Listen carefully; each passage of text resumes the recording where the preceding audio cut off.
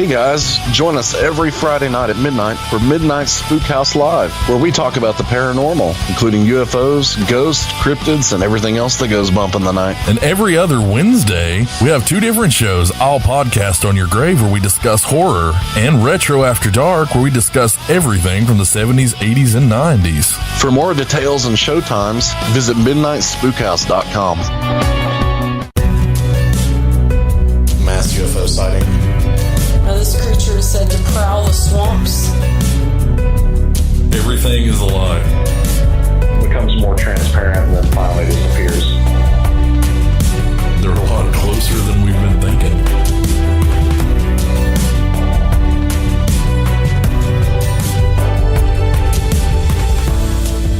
And a lovely Friday evening to everyone out there. How's everybody doing?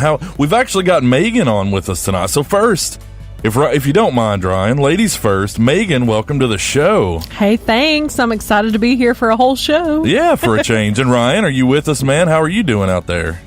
I'm here. I'm doing fantastic. All right.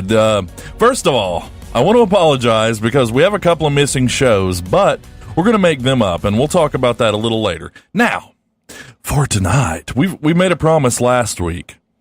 We are going to talk about what makes up an alien, or at least what we think makes up an alien. I guess we're not sure, but there's a certain... Yeah, we'll take a crack at it. There is a blood type that's just really odd. And on the flip side of the show, a particular event, the Hopkinsville Goblins, I think they call it. And I know that's one Ryan knew about before I did, so I think that one will be fun. Sounds good to me. Yeah, so I'm excited about that one. Me too. Yeah. After I read it and then you and I talked a little bit about it, I was like, yeah, this is going to make for a pretty good episode, I think. So, welcome everyone, and we appreciate you tuning in as usual. And let's get to the news. Let's do this thing. Ladies first, Megan, do you have any news? I do. I think I'll share a couple stories, but this one is really strange, and I'd like to share it. All right, let's do that. So there is a Danish avant-garde artist, Christian von Hornsleth, who is... Will you give me that name again? Christian von Hornsleth. That is a fun name. Good for that person. Okay, he's recently drawing criticism for his latest project, which involves turning London homeless people into real-life Pokemon. Okay. That can be tracked 24/7 via a special app. I don't know that I understand what's happening. Okay. Well, listen, to make matters worse, every human Pokemon can be bought for $32,700. I'm thinking of the $1 Million Man Ted DiBiase. Everybody's got a price. I mean, clearly he's putting a price on homeless people, and let's see. I can see how that's controversial. Absolutely. I think it's kind of ridiculous. Go ahead, Ryan. What was that? My question, does he have their consent? I think so. His previous endeavors included paying poor African villagers to change their name to Hornsleth in exchange for aid. And he describes his latest idea as an ethical boundary-smashing work that fuses homelessness, privacy invasion, inequality, and reality TV with present-day cultural decadence and interactive conceptual art. Wow. I would call it human trafficking if you're selling people. I mean, even if people agree, I mean, I don't like that guy already. Yeah, I don't know anything about him, but I don't like him. As fun as his name is, I can't stand behind this guy. So, Is he pocketing that money then? Surely. I don't know. I mean, I'm just assuming that he is, but I don't know. I guess the only way, I guess personally, I would be okay with any of that is if it was in some way helping these homeless people. Mm-hmm. But like you said, I don't think that's probably. I feel like it's poking more fun. It's like, oh, you have nothing. Let me offer you a little something, and in return, dance, monkey. Yeah. I don't like that. That guy sucks. No offense. We're not a judgmental show, but I can see what's controversial there. Okay. I mean, yeah. Yeah, well, all right. Ryan, do you have something that might take the taste out of our mouths on that? Do you have more on that one? Not on that one. Well, we alternate. Okay, You're not here for that usually, but we alternate. Not. Okay, this is new. Ryan, go ahead. You toss one in. Take the taste out of our mouth. All right. So this is this is kind of news, and it's sort of a little reminder, because this kind of creeped up on me. We spoke on a past show about the Low Files. Remember Rob Lowe doing his paranormal show? So that premieres this coming Wednesday on A&E. DVR time. Yeah. That's on A&E at 10 o'clock. So he has released a sort of, I guess you'd call it like a teaser trailer of what it is. And after seeing that, I'm a little more excited to check it out, I guess. Well, yeah, that's what I was going to say. I guess that kind of, I don't know, kind of makes you feel like, maybe. Yeah, it turns out that he's doing this with his two sons. I didn't know that before. Yeah, I mentioned that. Not that anybody listens to me. But he talks about in the trailer how they've always kind of had an interest in the paranormal, and most of what they've done is, sat around a campfire and shared like urban legends and ghost stories and things like that. Well, now that his sons are grown, they're actually going to go out into the field and check these things out and see what they can find out about, if any of it's real, if they can find some cryptids or see some UFOs, see a ghost, who knows?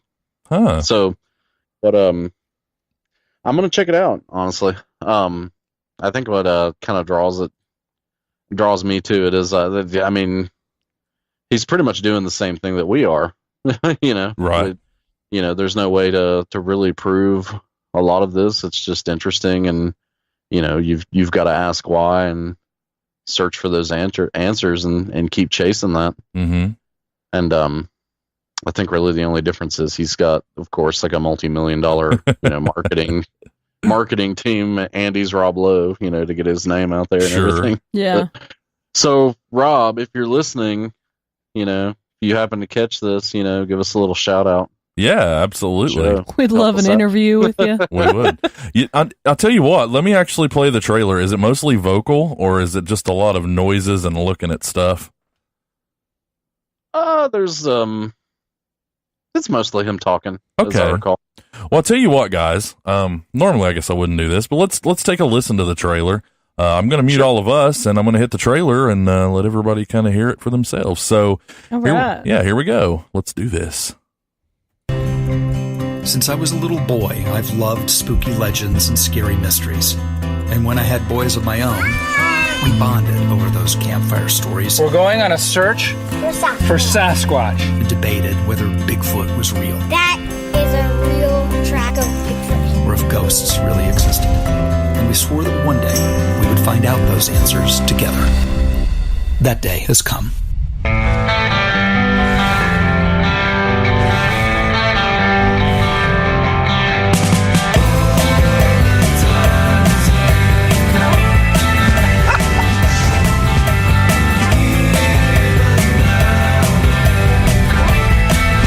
Actually be nuts. Oh my god.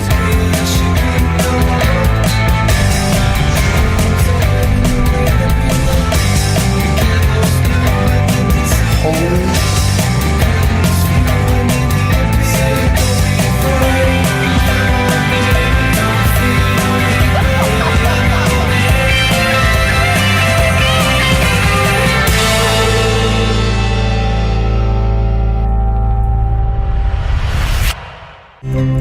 Since I was a little boy, I've loved spooky legends. All right, so that sounded kind of awesome, actually. If nothing else, you got to hear some "Don't Fear the Reaper," and you can't go wrong with that ever, right? Yeah. Well, cool. I mean, I'm prepped and ready to go for it. And I think Dark Falls, was it Dark Falls? I lost my chat here. He said DVR's already set up. Too, actually. Yeah. Hello, Hester Prime, by the way. Hello, Dark Falls. I think Princess Jazz is probably around, but I can't see her because this end of the technology is not as good as you would think it is. All right. So, yes, everybody check out the Low Files. Ryan, when did you say that was? That's this coming Wednesday. Okay. On A&E, 10 o'clock. 10 o'clock. Eastern time. All right. Yeah, well, let's all get on that. So, yeah, well, I've got some news here. Let me dig for it. I lost where I was. All right, so I'm kind of the guy you go to that says that didn't really happen or it wasn't what you thought it was. I'm the bummer around here. Well, a mystery spanning over 55 years has finally been solved thanks to newly released CIA documents. The incident began when David McPherson Sr. discovered a strange box hanging from a rotting parachute in the woods near Moncton in 1962. The mystery only deepened when, after being transported back to the family's property, the object was promptly confiscated by the military. That's promising when that happens. You think you've got something there, Yeah. Now, more than 5 decades later after the thing was discovered, newly declassified documents from the CIA have revealed that it was actually a high-altitude balloon-mounted spy camera designed to take photographs over Soviet Russia. It's hard to put into words, said David McPherson Jr., whose father originally discovered the object. It's so exciting, and it turns out it was a CIA spy camera.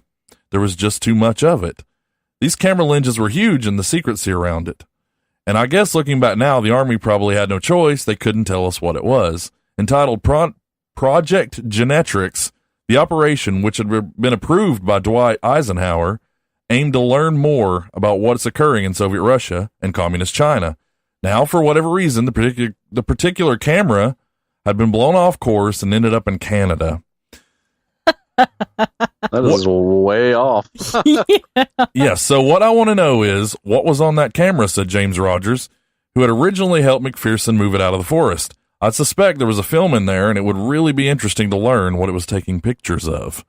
Canadians enjoying their maple syrup pancakes. They're Canadian bacon, eh? Yeah. But no, Probably seriously. a hockey game, Yeah. Well, hey, there you go. There's some more good, old mystery shutdown. So enjoy that, guys. Now, Megan, if you'd like. Okay, so there's a new film getting ready to come out. Ooh, a film. Okay, so some people have problems sitting through a 2-hour movie. Well, this film is going to be 720 hours. What? That's 30 continuous days of screen time. It's almost as long as Lord of the Rings. Almost. This is from a Swedish director, Anders Weberg. He's been working in the field of visual arts for over 2 decades, and he plans to end his career in 2020. But he wants to go out with a bang by creating the longest film in history of cinema, right after The Lord of the Rings. Right. It's called Ambiance or Ambiance. I'm not sure. There's a little thing on the end of the E. But his epic 720-hour work of art will be screened simultaneously on all continents for one time only, after which the Swedish director plans to destroy all copies so that it can never be screened again. That reminds me of, what's the film? Cigarette Burns. Yeah. With Norman Reedus. If you guys haven't seen that, it's a John Carpenter Masters of Horror 1 hour little movie. They did a series, Masters of Horror. And in that, they had this film that it just had some weirdness around it. It was called Le Fin Absolu du Monde. I remember that, and I don't know why, because I forget what I had yesterday for supper, but I remember that. So go figure. That's part of the mystery, right, of the brain and whatnot. But yeah, that's weird. Yeah. Good for him, though, what a way doing to what retire. he wants. Yeah. So what? I'm sorry if I missed that. What genre was it? Or what? I don't really see a genre. I'm going to call it artsy tied to fartsy. So yeah. It could be all genres. Yeah. It's got a picture, and it's like one man dressed like the Pope in all white, and then another man dressed in all black, and they're putting black and white stones on like a seesaw kind of thing. Okay, so your artsy fartsy description is valid. Yeah, and it's in black and white too. The photo I have sounds compelling. No offense to the guy. That's great. Do what you want in life. Don't let anybody tell you otherwise. Even if no one sits and watches all 30 hours of it, you did it, and you did it for you. Absolutely. You did it your way. So there you go. All right, Ryan. Well, you're up again, sir. All right, so I've got a possible cryptid sighting. Ooh, we love those. So this story asks the question: has Nessie left the loch and is headed out to land? To land? Yeah, to land. It's the land nest monster, yes. Yeah, some people are wondering, is it possible for this creature to leave the water and trek about the land? So on July 19th, the local newspaper for Stirlingshire, which is roughly 150 miles from Loch Ness, reported a sighting of a strange creature walking about on the land, and it pretty much resembled a long-necked dinosaur, just like what we think of when we picture Nessie. Awesome. So a man was out walking his dog, a man by the name of Jimmy Wright. I thought you were going to say Jimmy Neutron, and then I was instantly going to believe everything you said afterwards. So he's out walking his dog. His dog kind of freaks out, and they look over and they spot this creature just kind of poking up out of the tall grass.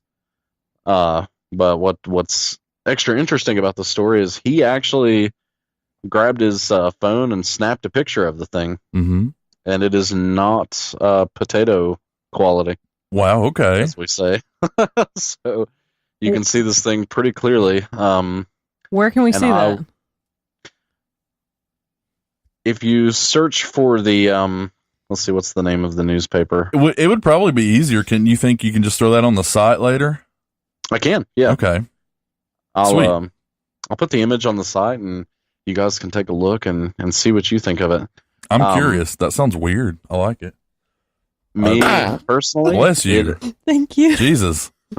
I don't know what just happened. It sounded painful. It did. Yeah. As Tosh says, get back in you. Her soul's trying to escape. That's what it was. You still have a nose? Yes, I do. Yeah, so I want to see this picture. I knew nothing of this. That sounds neat. So the shot itself, I guess I can go ahead and share my opinion of it. It looks like a still out of something like Jurassic Park or whatever, just like this dinosaur-like lizard creature, just standing upright with its neck extended. Nessie isn't really the first thing that I thought of when I saw it. Yeah. And it looks very dinosaurish. Now, some people are saying, this kind of looks like a tree stump too. And to be completely honest, I can kind of see that too, but I don't know. The lines are kind of blurred. It could go both ways. So again, we're in one of these situations where it's like, what if? What did he see that day? He could very well be faking it, but it'd be interesting if not. That's the fun, isn't it? Regardless, I'll put that image on the site, and you guys can decide for yourself. That's how it's done around here. We don't want to brainwash anyone, that's for sure. But I want to see it too. I'm really curious. I'm a big fan of Nessie. Yeah. I've never considered it leaving a body of water and taking on land, though. Right. That's kind of an interesting new twist to it. Yeah. And some people are posing the theory, climate change is driving the creature out of the loch, and that could explain why there haven't really. I think they said it's been a period of about 8 years since a significant Nessie sighting. So that's a pretty long time. Yeah, enough to consider this creature may have passed away, or we discussed several of those scenarios. Sure. So yeah. If you want to hear more of those, go back and listen to our cryptids episode, and we had a lot of ideas of just ideas, but I'd be curious to find out what others think. Oh yeah, so yeah, is it a tree stump or is it Nessie? The age-old question. Find out later. Well, here's something fun, guys. A new study has revealed that half of the atoms that make up our bodies have come from beyond the galaxy. How cool is that? That's awesome. Yeah. One of legendary astronomer Carl Sagan's most famous quotes states, "The nitrogen in our DNA, the calcium in our teeth, the iron in our blood, the carbon in our apple pies were made in the interiors of collapsing stars. We are made of star stuff." Hence Ziggy Stardust. So now, according to the results of a new computer simulation, Now keep in mind, this is a computer simulation, but the atoms that make up our bodies not only came from the core of a star, but from a star that was situated in a distant galaxy. Large galaxies, such as our own Milky Way, scientists say, amass much of their matter from neighboring star clusters up to 1 million light years away. We did not realize how much of a mass in today's Milky Way-like galaxies was actually stolen from the winds of other galaxies, said study co-author Claude-André Faucher-Gugger. I think it's Gugger. Gugger? It's French, so pardon me, I'm not French. These particles originate within supernova, exploding stars, for those of you who aren't familiar, and are sent hurtling through the cosmos by galactic winds. Streams of charged particles that are powered by these explosions. Previously, it was believed that these winds were insufficient to send large amounts of particles across the vast distances between neighboring galaxies, but now it seems the forces involved are actually a lot stronger than realized. The transfer of matter from one galaxy to another, however, is certainly not a quick process, with scientists estimating that it can take anywhere from several 100 million to 2 billion years. And there you have it. So I've always thought that was a fascinating thing, that we are, every particle, everything that makes that, every piece of you existed as pure matter in the beginning. Right. From that Big Bang, when all matter in existence was compressed into that small point before the bang itself, So basically, folks, what it means is we're sort of aliens ourselves, I guess. Yeah. Which is kind of cool, yeah. Well, we're going to be taking a lot of that on tonight. I have some more news stories, but man, I'm just excited. We've got a full house tonight. I want to thank everyone for hanging out with us. Now, pardon me, there will be people whose names I can't see, but I want to welcome a couple of new folks that I can see, Phil Vest and Faith Nicole and Score. Thank you all for hanging out with us. And I really hope you enjoy the short. Yeah. Yeah, so thanks for hanging out with us. Now, we're going to take a quick break, and when I say quick, they are quick. And we'll be right back and kind of get into the thick of the show. So hang out with us, and it'll be fun. Hey, all you lovers of gaming, head over to Two Dudes Gaming in Elizabethton on August 5th and 6th from 11 a.m. to 6 p.m. for a swap meet Rooney. Bring your own games, systems, gaming stuff you like to trade with others, but also bring your own table, car, covers, drinks, snacks for your stay. Come hang out. Not only can you trade with others, they'll also be given 50% trade bonus in store. So come down to the swap meet Rooney at Two Dudes Gaming, 831 Broad Street, Elizabethton, Tennessee, August 5th and 6th from 11 a to 6 p. Have you ever seen something in the sky at night that you couldn't explain? Research shows that 1 in 7 Americans have seen a UFO, but they choose not to share their stories. We want to hear about it. Write us, call in, join the chat. We are ready to believe you.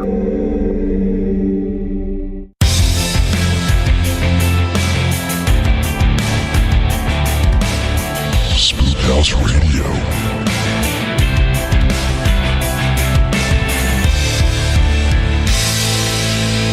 And welcome back. Thanks everybody for hanging out with us. So I mentioned there that I'm going to play a couple of events this show. One's this weekend and one's next. I won't talk your head off about it now, but pay attention. If you're local to Virginia and Tennessee, then maybe you'll be interested. So now for tonight's show, what do aliens really look like? Do we really know? How many species are there? We've talked about that a lot. 47. No, I'm not sure. no, we've decided. It's a lot, yeah. Yeah. So there's a lot. And what's really cool is there's this correlation. Well, all right, so maybe there isn't, but we think that potentially folks out there do believe that there's a blood type, which is Rh negative, that has a lot of strange things tied into it.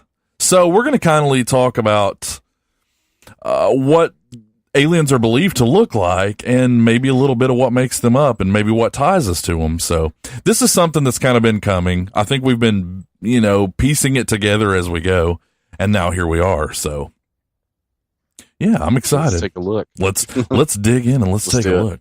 All right, so let me start here. Okay. I found a cool list.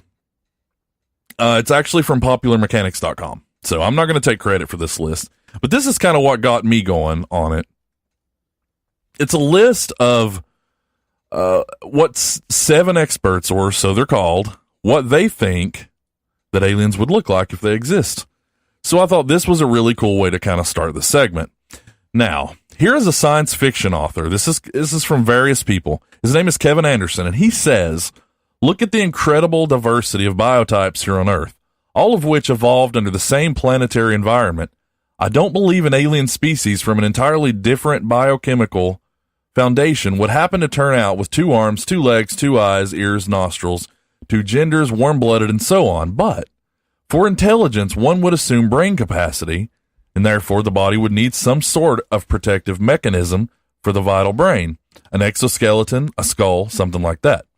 To build tools, they would need some kind of manipulative digits like fingers, not necessarily an opposable thumb, maybe tentacles.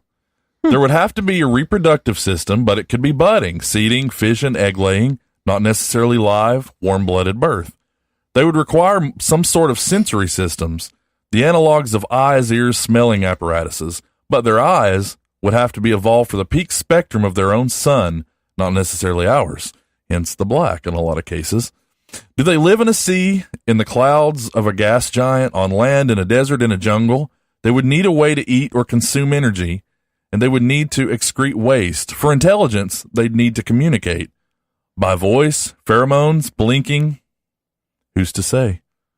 And that's Kevin Anderson's take on it. And again, he is a credited science fiction author, so it's not just a guy who's like, this is what I think. So what do you think about that, Ryan? I think that's a good list, and his take in that if you look at our history and the technology that we've come up with over the years, it stands to reason that to develop any of that, you would require, like he said, basic digits of some sort. You have to be able to manipulate, in your Stone Age and your Bronze Age and all. If you look that far back, you have to have the ability to manipulate those tools. Right. Sure. That's when you look at the other biological types on the Earth. Look at your dogs and cats. Animals like that, for example. They lack opposable digits, and that has really, probably in a sense, hindered them from entering an age of tools. Now, one interesting thing that has come about in recent years, they've found that certain families of apes, chimpanzees, even gorillas, have entered a sort of age of tools. So they're actually, shaping rocks and shaping sticks and creating tools for themselves. Right. So they have those digits for that to be possible. So that kind of supports that theory as well. Mm-hmm.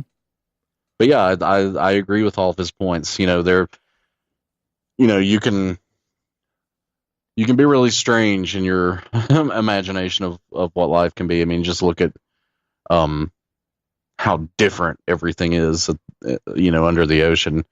You could have 3 eyes, glowing skin, what have you. Sure. But at the basic level, you have to have the tools to build that foundation to eventually start building technology. That's it. It's really just progression, like anything else.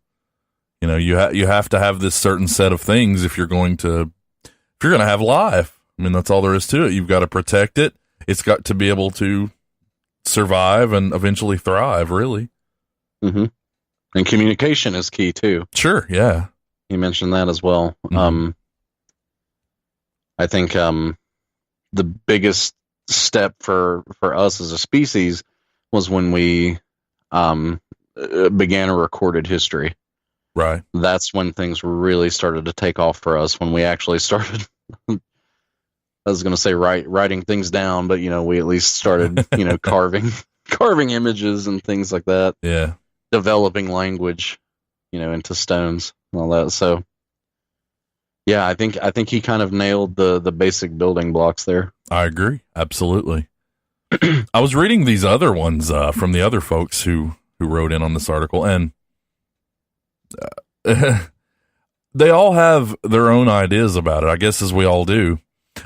This is from another science fiction author, and, well, let me just read it and then comment from there. So, never mind the gaunt, nearly skeletal figure with the long talons and the scorpion-like tail and the mouth full of razor teeth.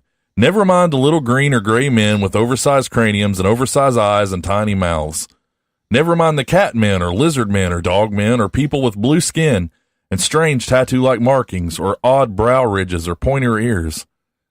Why would an alien look similar to us? Bilateral symmetry is actually pretty crappy design when you think about it. Sure, it looks nice and even, but what's the point? Why have two sides exactly the same when you could have something completely different on the other side?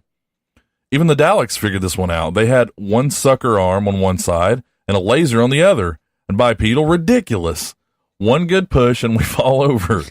Why would another world's race evolve with that exact same design flaw?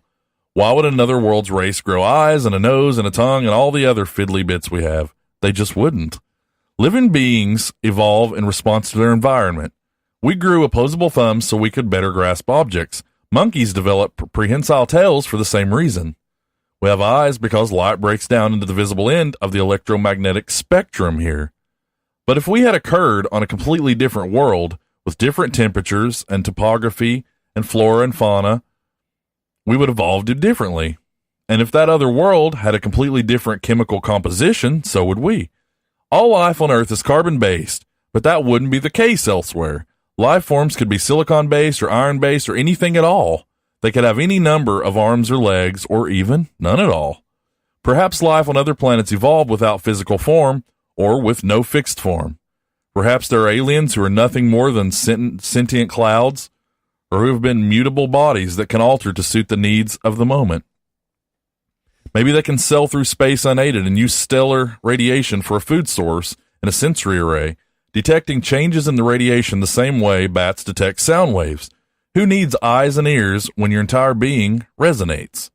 Who needs a distinct brain when your consciousness is spread throughout just like our nerve endings are with us? Why have skin when your form is held together by electrostatic shock and mental control, and you can condense or expand at will?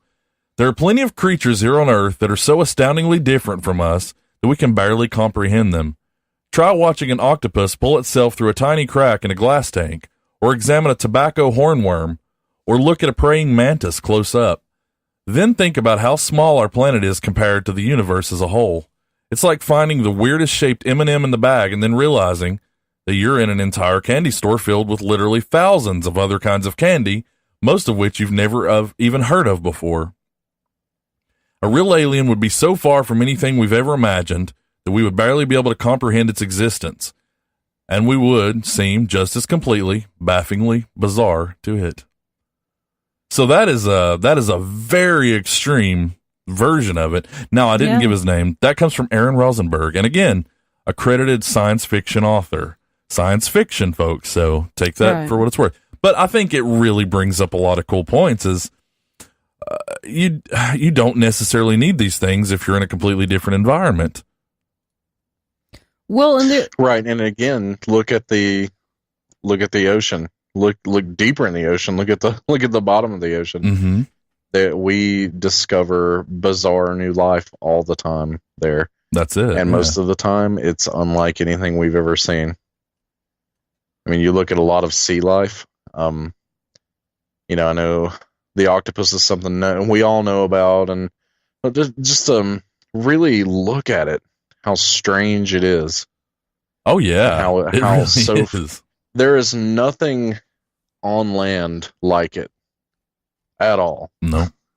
So, yeah, I think he raises a lot of interesting points there. Yeah, I agree.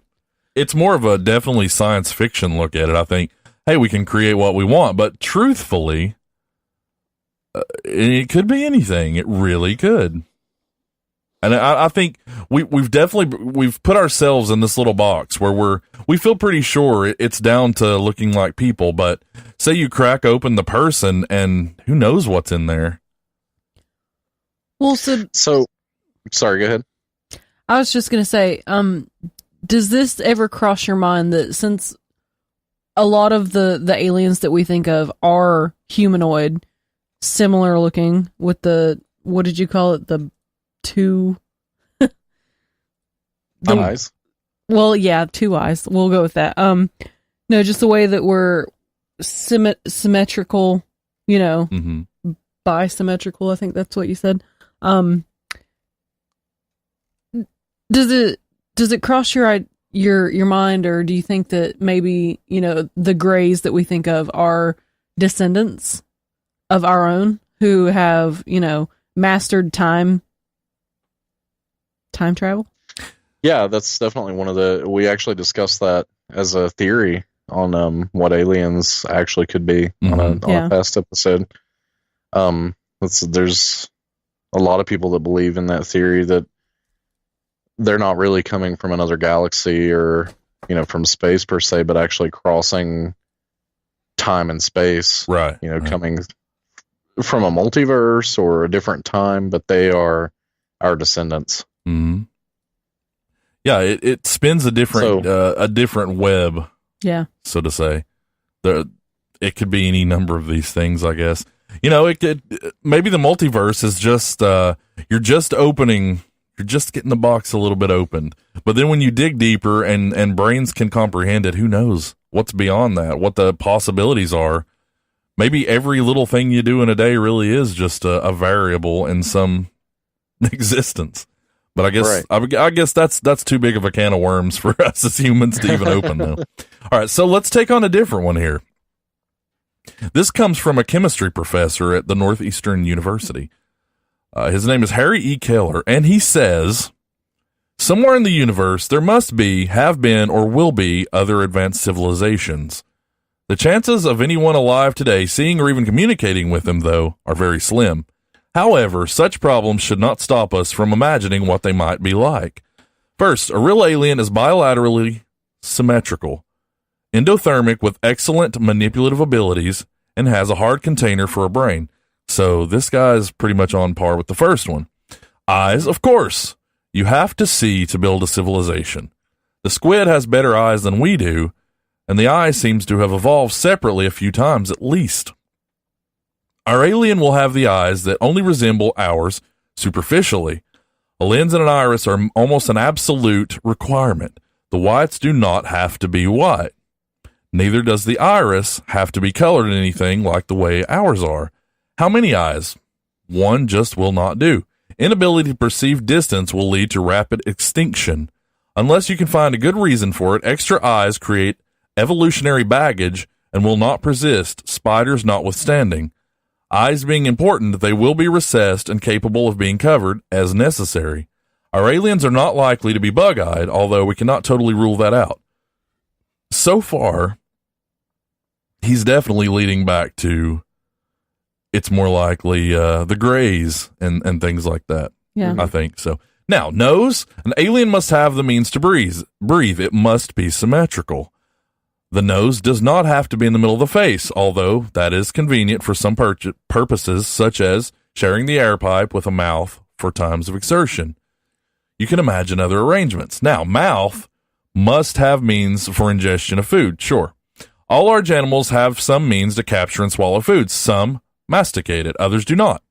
Teeth are rather common on Earth, but other systems of eating are possible. The problem is that plants and animals have been in an evolutionary war for millennia. We inherit the outcome of that war. Teeth were necessary to eat. I'm sorry. An evolutionary reaction to being eaten. There are other ways to shear off plant food, such as what birds do. They chew in their gizzards. Now, legs, most certainly.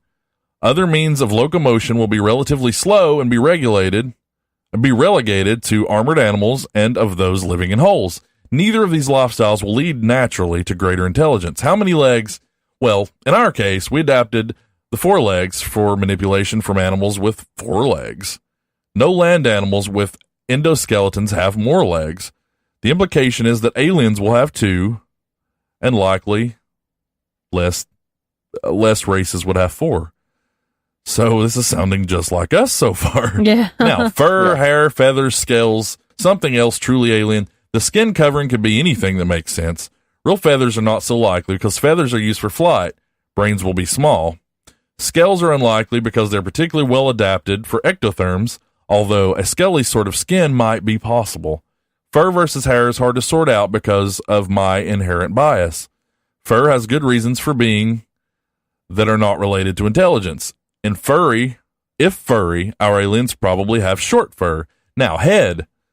If you define head as a bony enclosure for the brain as well as the location for the eyes, nose, and mouth, then it's likely.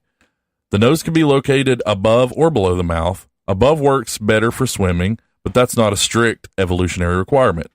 Neck is not necessary. And arms, sure, you have to have something to manipulate things. Tentacles are unlikely.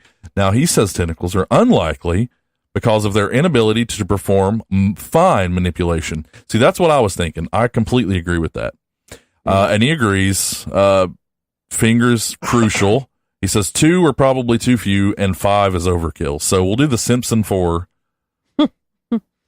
Well, the Simpsons are what, 3 and a thumb, but yeah. But I think that's probably a good number. So yeah, that's what he has to say. I summed it up just a little bit in spots, but he I think went more realistic scientifically, being a professor, obviously. So what do you think? Do you think that's probably more how we shape up? Yeah, it's too hard to imagine achieving technology outside of the way that we achieved it. Mm-hmm. You know what I mean? Absolutely. We only know the tools we have, really. So yeah, if you look at a species from its cave dwelling era, mm-hmm. where we were manipulating rocks and simple tools like that, I can only conceive that it would follow the same sort of technological evolutionary path that we had. Right. We've mastered electricity and microscopic electronics and things like that. I do agree that I can't imagine something with tentacles being able to work on things that fine. Right. Yeah, absolutely. I just can't imagine. I mean, everything he said kind of made more sense to me than it can be whatever we want it to be. It's a fantasy, It makes more sense to me because, like, how advanced is a blob going to be? Yeah, I mean, to the second guy's point, life can absolutely be anything that you want it to be. Mm-hmm. But I think what's more important here and what we're focusing on is, what's the recipe for intelligent life? Right. I think that's what it needs to come down to. Sure. How could a blob sustain without intelligent life around it? I don't necessarily think it could. I think you have to have these human-like aliens, like we'll call them, before things like the blobs can really survive. And that's just my thoughts on that. But it obviously doesn't make it true. But I know what I'm saying. Here's a an interesting theory. I just kind of popped in my head. All right. What if you do have an intelligent species out there that is, they are blobs or they have tentacles or something like that. Mm-hmm. But what if they what if they always had the capacity for intelligence, but obviously, they don't have the tools needed to craft that technology themselves.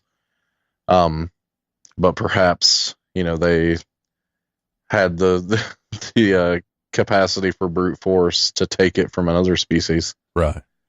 So in other words, the blob race conquers the humanoid race. That's what I was kind of saying, though. I think you need the humanoid race so that the blob can take it. Yeah, absolutely. They need you to find it or to create it. Yeah. What about, like, the mantis race, which is one that's pretty popular for alien theory? I mean, those aren't humanoid at all. And well, you mean any like thoughts? yeah. Well, how do you mean exactly? Like the reptilian No theories, or no, the aliens that are said to look like praying mantis people. Have you not heard about those? oh, I'm not familiar with that actually. No, me either. Oh, okay. Yeah, that's one of the more pronounced races. That I think people are just creeped out by a praying mantis, so they're like, that's an alien. Well, I know, like, I've heard a couple stories that they were, less hostile than the reptilians.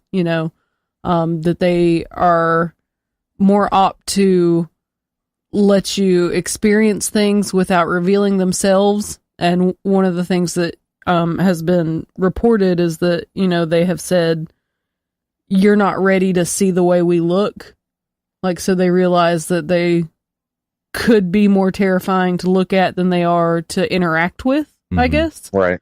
But I know there was one story I had listened to where a guy in the Navy, was talking to his buddy saying like, hey, I'm going to go visit the spaceship tonight. They're going to come get me. Do you want to go? And like, he thought he was full of crap, didn't believe him or whatever. And then, that's pretty much the experience he had. He went and, his friend, he told him about something that happened in his childhood. Like he could see it happening. They were showing it to him. So that's what convinced him to go with his buddy. And then that's pretty much the experience he had, was that, they said, you're not ready to see us. You're not ready, to see what we look like. We're not here to hurt you. We're here to show you things and let you experience it. But, you're not ready, basically. That kind of reminds me a little bit of last week's show. Whenever, keep your back to us, with the moon landing. Yeah.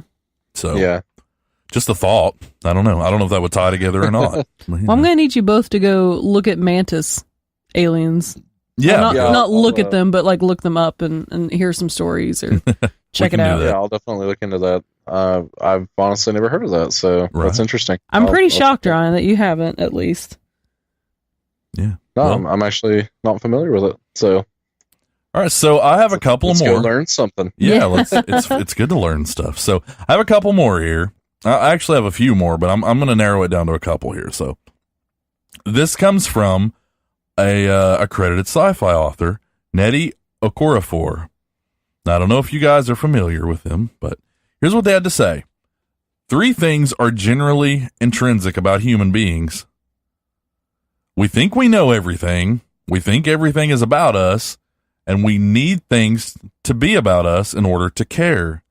Thus, in most of our stories about aliens, the aliens come because of us, be it to kill, enslave, or study, or to take things that are dear to us. We are also usually the first to make contact with aliens, and they almost always look something like us or like something familiar to us. He says, I believe aliens exist. However, I don't pay much mind to the little green men mythology. I don't think aliens have to be humanoid, carbon-based, or even alive by our own definition of alive. Human beings aren't made to survive in space. If aliens arrive on Earth here, it means they have survived in space and have the means to adapt to our atmosphere. I think it highly possible they'll be nothing like us. In my novel Lagoon, the aliens that show up in Lagos, Nigeria, are fundamental shapeshifters with consciousness and control all the way to the molecular level, and their molecules do not resemble or operate like anything Earth-based. They use matter, whatever that matter is and wherever it comes from, and they adapt to wherever they are, and their wants and needs and methods of going about their business are wholly foreign to humans. I don't see why aliens couldn't be microscopic, only be seen at wavelengths beyond human detection, be built in a way so outside of human understanding that to look upon them would cause one to faint. I don't think aliens have been, are, or will be what we are expecting. And that takes some of the science out of it. I mean, it's still scientific, but it takes a little of the science out, and I think it kind of sticks in a little sense. It's less pamphlet now and a little more human, I think, where, it's saying that it can be anything, but it does have to obey rules. But I've always kind of thought shape-shifting might be a part of it. Is it just me in that? So I don't know. That one's interesting because it's somewhere in the middle. It's really provoking to me, that one. Children of Man. I'm sorry, Dark Falls. I have not been following chat properly. Normally I try to do better, but I've been looking over this article, and we do this every show. We'll come in and we all have our preconceived notions and we all have our ideas, and by the end of the show we're like, damn it, I know less. Yeah. And it's getting where I even say that every show, but we're opening our minds, folks. That's what we're doing. Get woke. That's it. Get woke. So what do you think about that one? Shape-shifting and such.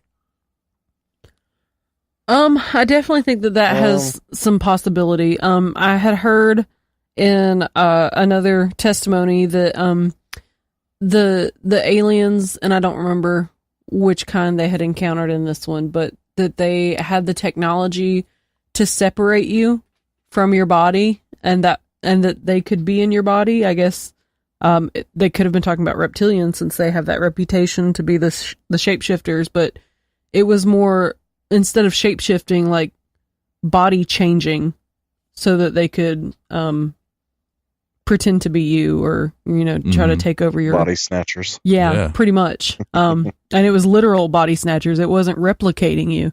It was taking yours, like separating your spirit from that vessel, so that they could use it themselves. Darkfall says, in Children of Man, the alien looked like the classic version of Satan, so they hid their appearance. Okay, I'm sorry.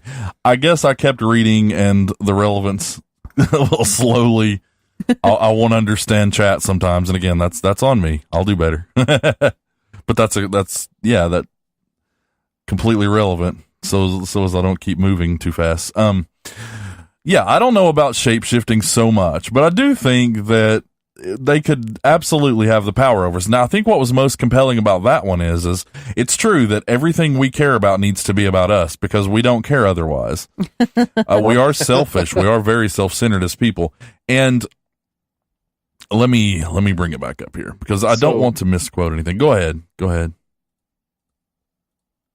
Well, that kind of ties into my personal theory about it, if we're ready to hear anything like that.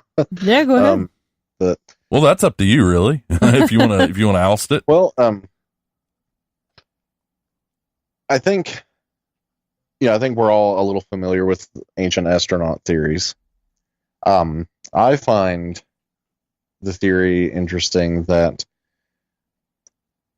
some beings, whether you want to, assign this to the Greys or whoever, visited our planet in early times, and for some reason or another, that's one of the big mysteries about it, decided to either interbreed or do some sort of evolutionary experiment with the creatures that were already here, in which case that would be, Homo erectus, I guess, or before that, our distant ancestors, basically. So one way or another, they decide to help us along evolutionary. And this comes back around to the RH blood theory.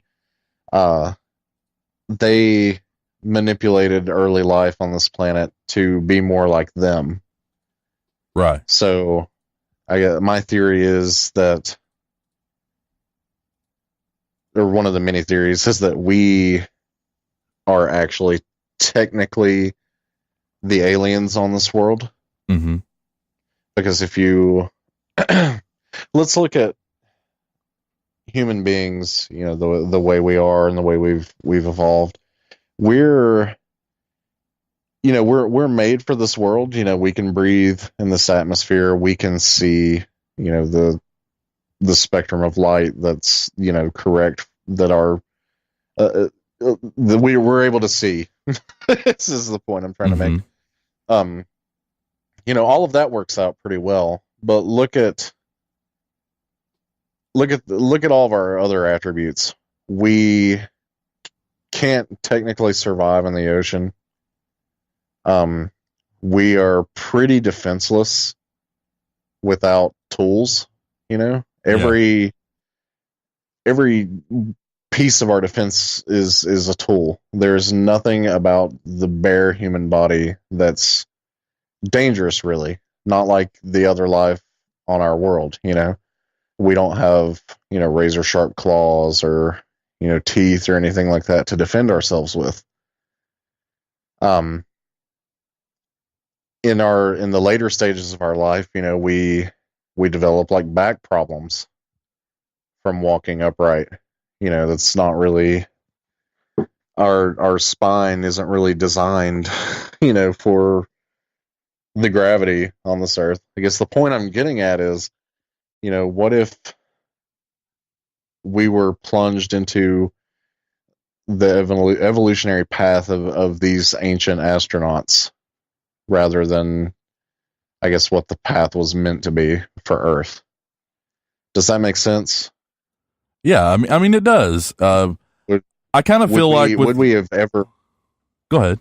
Would we have ever reached this point without them manipulating our genes to be more like them? I don't know. I think something thought-provoking also from that last one was they survived space, and they, I think, potentially can survive here. I think that says a lot about them and a lot about where we are in the overall evolutionary kind of spin on life. Right. We certainly haven't evolved to space very well yet, is I guess what all I'm trying to say. So with things like, I agree absolutely with you, of course. I think with the way our backs hurt and our knees and things, I think it's just where we're sort of animal-like in the way that our bodies break down. Now, I don't know that, that's just sort of the scientific look at it, I suppose. Yeah, but absolutely. You can look at it that way, and then, but the door kind of swings both ways. It sure does. Yeah. Because if you look at all the other animals on Earth, like none of them really experience the sort of health problems that we do. Dark Fall says we can't survive without clothes unless the temperature is around 72 or higher. I mean, absolutely that too. Yeah. I mean, I giggle, but it's the points like that you think about, that we're such a petted babied race, aren't we? We are extremely self-centered. And then you have like aliens who are coming over here to kind of be like, what's up with those guys? They're looking for better. And that, again, as we've talked many times, it comes back to, I think, to survive and to thrive, you have to always keep dreaming bigger. And hello, right. Princess Jazz. Don't worry that you're late. You're never late here. You're always home and on time. So thank you for coming and hanging out with us.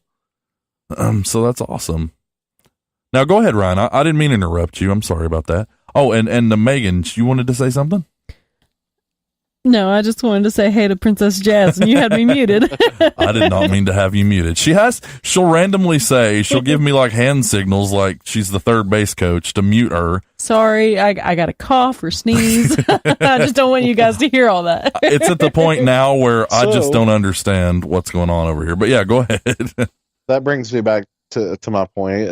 Like Megan, for example, she is allergic to existing. Almost. Nearly, yes. If you look at all the other life on our planet, it's so resilient, and they can survive. If you cast your dog out into the forest, it will survive. But if we stripped away all of our technology and tools, we're not at this evolutionary stage. We're not fit for this planet. No, absolutely not. So we don't survive outside of our homes on warm days that well. So right. And again, you make the little small jokes about that, but it really goes to show how weak humans really are. We're not very far in the process. No question about it. Is it that humans are weak now because we've been groomed to be lazy, or Maybe. that humans as a race are just weak? Well, we live twice as long as we used to. Some. Yeah, but we don't do anything. No. We don't build our own homes. I don't know. Well, another interesting thing, look at animal birth. In that, you know, when a horse gives birth to its baby, that within the hour, it's able to stand up and walk. Right. And it's ready to go. And that's virtually the case with just about any animal on Earth except for us. Now I don't know if another animal out there that has such difficulty with birth that we do as well. You know, our heads grow to be way too large for the birthing process, right. I guess. Yeah. Obviously we're able to do it, but it's so risky now that, 99% of births, happen supervised in a hospital, Right. We barely take that natural risk anymore. Yeah. And I had read an article that, cesarean sections are changing evolution in humans, that you don't have the problems with the shaping of the head because of getting squished out of a lemon-sized hole anymore. Yeah. Well, to that point too, they are saying that people's heads are getting ever so slightly larger. I believe People's eyes are getting ever so slightly larger. So are we on that path? That kind of supports the theory that, grays are our distant ancestors or descendants. More questions than answers, I'm afraid. Our little one, her head is too big for child-sized helmets. It always has been, yeah. Yeah. So let this lead us naturally to our next point, because we're going to run out of time. And I really want to do this Hopkinsville incident tonight. Okay. I don't want to miss that one because I've been looking forward to that. It just sounds cool. Hopkinsville Goblins, right? Yeah. Yeah, sounds, and it's a fun story. So, all right. So here's another thing. Humans with blood type Rh negative belong to an extraterrestrial lineage, according to new theory. Now, Megan, it's proven. Before I even get going, here's something I did not know about this. Now, you go ahead and tell me what you told me earlier. This is really neat, and I don't know what it means, but... So, about 85% of the population has the Rh positive blood type. And of the 15%, every royal family has Rh negative blood type. Every single one is supposedly. What does that mean? Is that not bizarre to you? Aliens. I'm not saying it's aliens, but aliens, it's right? Aliens. It goes back to how we used to talk about, the leaders of the world, and the reptilians and things. It's something to think about. All right, so humans have 4 possible blood types, A, B, AB, and O. This classification is derived, according to scientists, from proteins which are found on the surface of cells, which are designed to fight off bacteria and viruses in the human body. The vast majority of human beings on this planet have these proteins, which means they are Rh positive, but there's a minor group. The Rh negative lacks these proteins. So, how is this crucial difference explained scientifically, and why does it even exist? Throughout the years, several scientific studies have searched for that answer. Now, scientists believe they found a fascinating thing in regards to positive and negative. According to the scientific theory, now this is in quotes, in the distant past, extraterrestrial beings visited the Earth and created, through genetic manipulation, the Rh negative with an intention of creating a race of slaves. The Basque people of Spain and France have the highest percentage of Rh negative blood. About 30% have Rh negative, and about 60% carry one R negative gene. Is that not bizarre? It's a specific, like almost completely a specific group. Yeah. It's like, all right, we're going to be in this group and they're going to be in this group. All right. But aliens, really? According to investigations, this would explain why Rh negative mothers do not tolerate fetuses with Rh positive blood. Thus, This radical and very hard to explain by most natural laws and intolerance could derive from an ancient genetic modification why Rh positive and negative groups tend to repel each other instead of merging. So very magnet-like, opposite.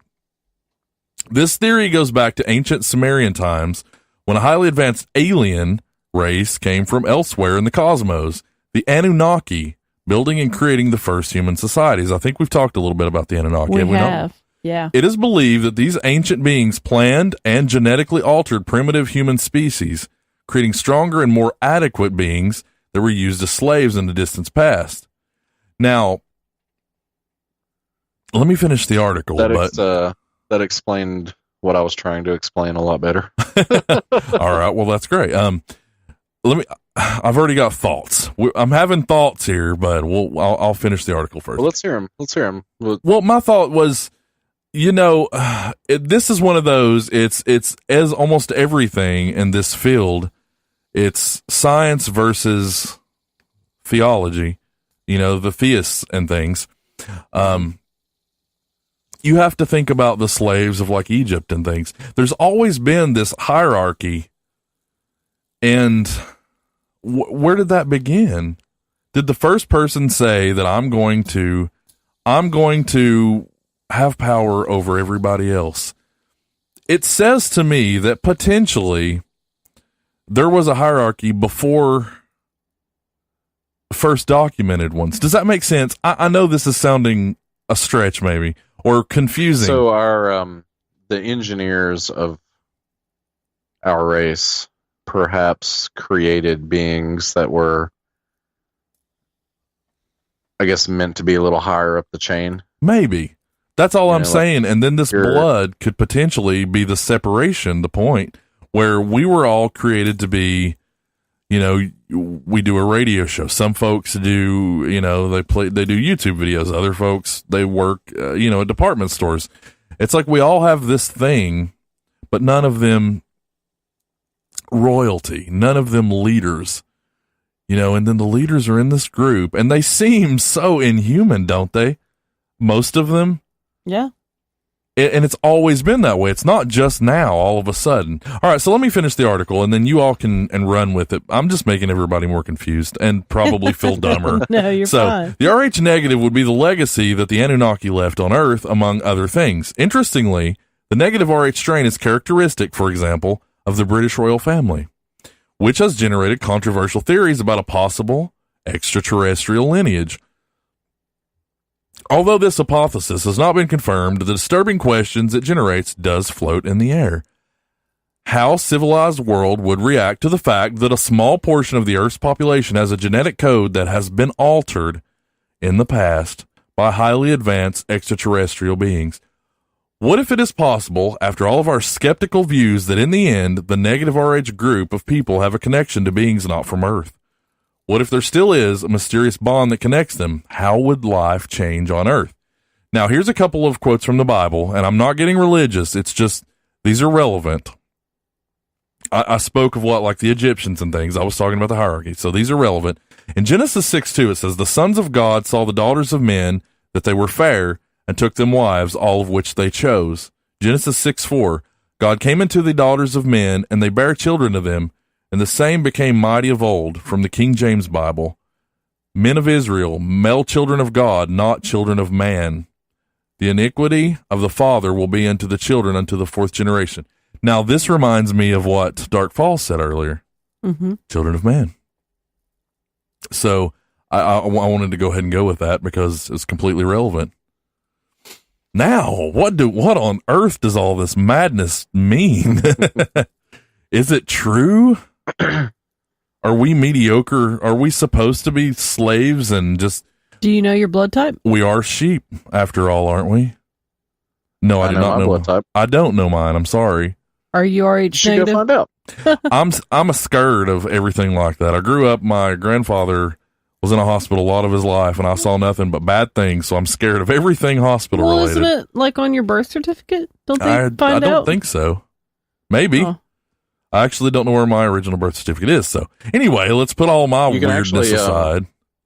You can find out very easily. How is that? I would be interested to know, for sure. Come with me the next time I donate blood. Actually, if you donate blood, they'll send you a little card in the mail that tells you what your blood type is and everything. Okay. What are you, Ryan? I am O negative. Oh, so you're Rh negative. What? What? I like that. What? The positive and negative after your blood type, isn't that the Rh negative? No. No? Are you sure that's different? Yes. The negative is just like a complete different thing. It doesn't play into those. Those are the 85%. Okay. Okay, yeah. I thought it was just the positive or negative. Sorry, guys. My bad. No, you're fine. You're fine. No worries there. I want to mention the Dark Falls brought up the Nephilim. Yeah. Were the offspring of the sons of God and the daughters of men before the deluge, according to Genesis, of course. So I mentioned that earlier, and there you go. So this is just one of those questions where everybody sits around a table and they're like, well, what do you think? It's just going to get so damn unscientific, and I don't want to drive the show loosely, but I am curious what everybody thinks. Is there something to this? Because there's a lack of science, and then there is science, but both sides don't have an idea. Is it? I don't. My theory, I kind of stand with the ancient astronaut theory that we were genetically manipulated at some point in our history, and that's what brought us to this current evolutionary stage. I don't know that being Rh negative makes you like superior in any way or anything like that. Right. Yeah. Well, I'm not really sure. I've got other articles about it, and they range. Religion falls in a lot, obviously, and then science comes in from the other side. And I don't think this is one where they have to differ that much. I think this is one where we're just looking for answers, and whatever you come up with will be okay for everybody. But because I don't know. I've got more articles, but I really just don't want to drag it on. Megan, what do you think? In your heart of hearts, what's it tell you? Now think about this. I do want to mention this real quick. We inherit these things. Mm-hmm. So now there's 15%. There wasn't always. It has multiplied a bit, I suppose. Just now, that's not something I've read. That's just something I would naturally assume. It would have to multiply a little bit over time. Maybe it even died off a little bit. But I'm just saying, it seems as though it's always ran in the bloodline as far back as we know of just this certain group of people. These negatives, these naysayers. But what does that mean to you? I didn't mean to catch you off guard. You did. I don't know. I do have a quote. If I could read that, it's really relevant. Sure, yeah. It's a quote from a book titled "Species with Amnesia: Our Forgotten History," and it's by Robert Sepper or something like that. All right. And he says, if mankind evolved from the same African ancestor, then everyone's blood would be compatible, but it isn't. Mm-hmm. Where did the Rh negatives come from? Right. When did that happen? Why does the body of an Rh negative mother carrying an Rh positive child try to reject her own offspring? Humanity isn't one race, but a hybrid species. Is it something we just don't understand yet that'll eventually just make sense and click? I don't know. Is it just some abnormality like how some people have red hair? I don't mean they're abnormal. I'm just saying how things vary in folks. Now, I realize this is more about makeup than things like hair and things, but is it something that you think is just eventually like a cryptid just going to become, oh, well, now that we've traveled this path long enough and the science has followed, we're just going to know? Or do you think there's really something to this? Something was altered at some point in time by alien or God or whatever else? Well, I'm definitely with Ryan in that, I believe in the ancient alien theories and that, definitely some genetic alterations were probably done. That's what it seems like. It does. Yeah, it in my mind that I think is fairly educated guessing. I could be wrong. I think it points to that. There's a lot out there on this subject, and because of us going so long on these things sometimes, I don't think we properly get to go into them. So this one I think we'll have to come back to again a little bit later. Now, I'm not saying we have to kill it right now, but I am saying that this is the sort of thing where I think everybody needs to do their own research and compare notes. Most subjects, you can come into, you can hear the theories and you kind of have an idea, but this is one of those that it's certainly bigger than man. It's definitely, we didn't do it ourselves. I don't think we did this to ourselves. There's a higher power at this one. Mm-hmm. And that's what makes it so compelling and a little scary. Were we basically not the chosen ones? Does that mean we're inferior in some way and the leaders are the leaders because you get into this whole Roddy Piper they live scenario in this? you really almost do, though. That's where you almost end up. Are we asleep? Are we cogs in the wheel, as Ryan has put it a few times? Yeah. I don't know. This is certainly one we need to come back to, though, in my opinion. I hate that we always end up doing that.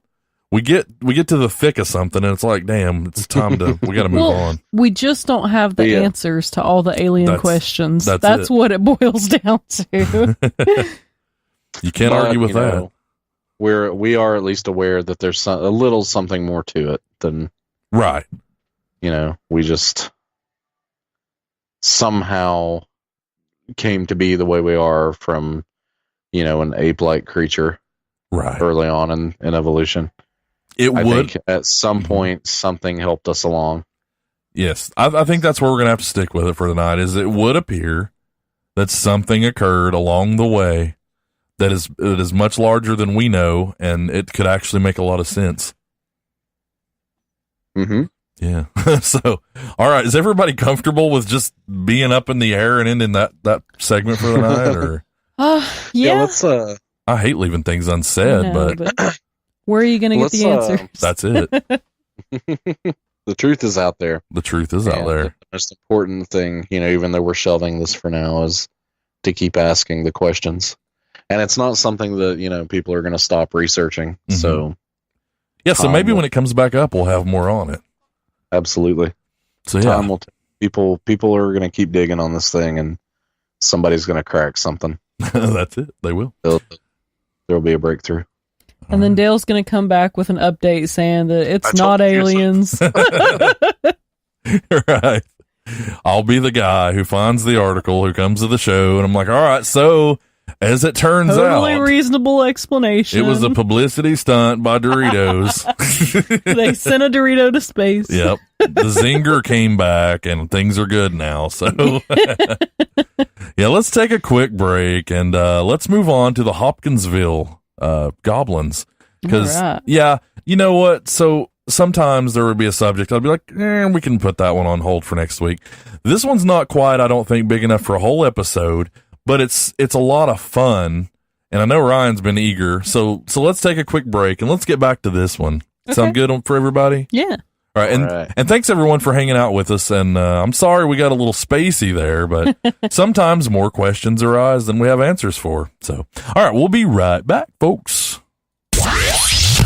Coming up this weekend, July 29th through the 30th, at Viking Hall in Bristol, Tennessee, 2017's RobCon, featuring comics, toys, costumes, games, and more. Doors will be open from 9 a.m. until 5:30, and ticket prices are $10 for one day, $15 for two, and children under 10 are completely free. We'll have some awesome vendors and guests. Some of the vendors are Blast from the Past Toys, a Steampunk Live, comic book certification service, Force-Powered Collectibles, Sakura Sisters, and Pop Culture. And some of the headlining folks that you can look to C is Timothy Zahn, John Rock Upchurch, John Hairston Jr., Greg Bo Watson, and an absolute ton more. So go to robcon.org, get all the information, get directions, and head out. It's going to be a good time. Once again, this 2017's RobCon, Viking Hall, Bristol, Tennessee, this weekend only.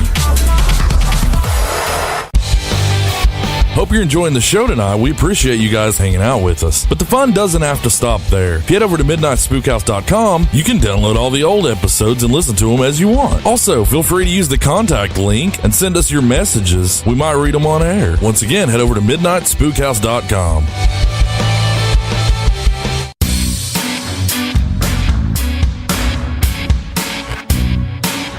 Spookhouse Radio. And welcome back to the show. It has been an interesting night, hasn't it? I mentioned RobCon there. Ryan's going to be there tomorrow if you guys want to head out. You want to tell them a little bit about where you're going to be and how they could maybe meet you and stuff if they want to? Actually, I'm not sure where. I'm actually helping out with the game room at RobCon, and they're going to be doing some video game tournaments and things like that. So Sweet. I'll be helping out there. I'm not sure where in the building the game room will be this year. They kind of switch up the layout every year, so but it'll be there. So yeah, bring me your alien corpse and I'll autograph it. He sure will. Or other strange artifacts. Come talk paranormal. I'm always down for that. He's always down. So Ryan, the Kelly Hopkinsville encounter. Should I intro it, or you just want to go? Well, to be completely honest, I can set it up. My son came in here and he stole my tablet. Well, how about I set it up then? so I know a lot on the subject, but I don't recall the date. Well, I'll tell you what. Let me set this bad Oscar up then, and then we'll just get to talking about it. How's that sound? All right, so on the evening of August 21st, 1955, 5 adults and 7 children arrived at the Hopkinsville police station, claiming that small alien creatures from a spaceship were attacking their farmhouse, and they had been holding them off with gunfire for nearly 4 hours. 2 of the adults, Elmer Sutton and Billy Ray Taylor, claimed they had been shooting at 12 to 15 short, dark figures who repeatedly popped up at the doorway or peered into their windows. Concerned about a possible gun battle between local citizens, 4 city police, 5 state troopers, 3 deputy sheriffs, and 4 military police from the nearby U.S. Army Fort Campbell drove to Sutton Farmhouse, located near the town of Kelly in Christian County. Their search yielded nothing apart from evidence of gunfire and holes in the windows and doors screens made by the firearms. Residents of the farmhouse included Glennie Langford, her children, Lonnie, Charlton, and Mary, 2 sons from a previous marriage, Elmer, JC, and their respective wives. Apparently, they were carnival workers that were visiting the farmhouse, and that's not going to help their case. But the next day, neighbors told 2 officers the families had packed up and left after claiming the creatures had returned at about 3:30 in the morning. And it did get press coverage. The claims received widespread coverage in the national press.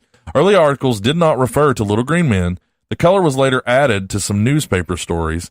Estimates of the size of the alleged creatures varied from 2 feet to 4 feet, and details such as large pointed ears, claw-like hands, eyes that glowed yellow, and spindly legs later appeared in various media. Now, before we go into things like explanations and whatnot, Ryan, I'm going to go ahead and let you say what you know about it, man. What you can remember without your little black book over there. Well, what's interesting about the story is, and one thing that I heard was they did find external damage to the house and the property as well. The fence and shingles were torn off of the roof, and clearly something had done something to the house. And of course, you know, there was evidence of gunfire and things like that. So, in a nutshell, this one is, I'm not snickering at it because I certainly believe that it's happened before, but when you get names like Billy Ray involved and it's in backwoods South and And see, that's there's gunshots happening everywhere, and there's 14 people in the house and some traveling carnies.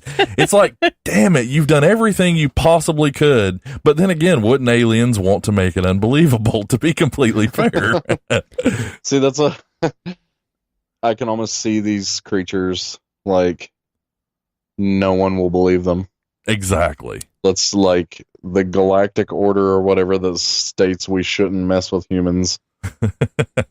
It's out the window because they are not going to believe these guys. It is a recipe for absolutely do not believe these people. And I mean, no offense again, but you know. So yeah, they another point. The officers noted that they were not intoxicated at all, which they kind of assumed at first, but they why would you assume that? I mean, you come raving about a situation like this, people are going to assume things. They were not intoxicated on any kind of substance, and they were visibly shaken. Everybody was terrified. Yeah, I have some of the write up of the aftermath that we'll get to. Yeah, so let's talk about these creatures that attack the farmhouse themselves. The most common explanation is great horned owls. It's always owls. What is when it's owls? The Mothman? It's just a big barn owl guy. So my counter to that is, okay, was there this swarm of owls? Right. 15 owls. Isn't that common that 15 owls attack a family?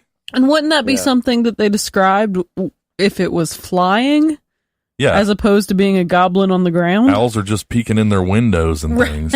Right. Well, here's something interesting about their description of the creatures. On average, they were roughly 3 feet tall. They don't fit the gray description at all. And what I've always found fascinating about this case is that the Hopkinsville Goblins don't really fit any sort of common cryptid out there or alien or whatever this was. It's like this unique experience. But what was creepy about these things were they said that they had large heads and their limbs were spindly, so it didn't appear like they would be able to hold themselves up. Yeah, there's some videos and photos. Now the videos aren't actually videos, but there are photos out there and they look like bugs, like bug people, like goblins. Yeah. Hence the name Goblins. Now go ahead. I didn't mean to interrupt. They kind of look like great value gremlins. Yeah, I was going to say gremlins. Yeah. We are never going to be sponsored by Great Value with that attitude. They'll never take us to the moon. Walmart will never sponsor us. So maybe Laura Lynn will pick us up. It'll be fine. Go ahead. So what's creepy about them was the way they move. They said when they crossed the yard, the way they walked, they kind of swayed as if they were like kind of like how you would wade through water that was maybe up to your chest or whatever. So it's like they were sort of like their limbs were so spindly that they wouldn't be able to carry the weight of their body, but something held them up anyway. Almost like they were manipulating gravity or something. That's what I was going to say. You think they were used to a different kind of gravity or a different amount? Or had the ability to manipulate our gravity somehow to allow them to move around. Yeah. It goes back to that they can survive space. It's probably not too bad to deal with us. Yeah, and another piece of the account is that they were able to just fly up onto the roofs. They were able to make these incredible jumps from outside of the yard onto the roof, almost as if they were flying. Like owls? That's what I was going to say. Damn horned owls. How many times have I said that this week alone? I heard them at the window. Damn horned owls. And maybe my description wasn't...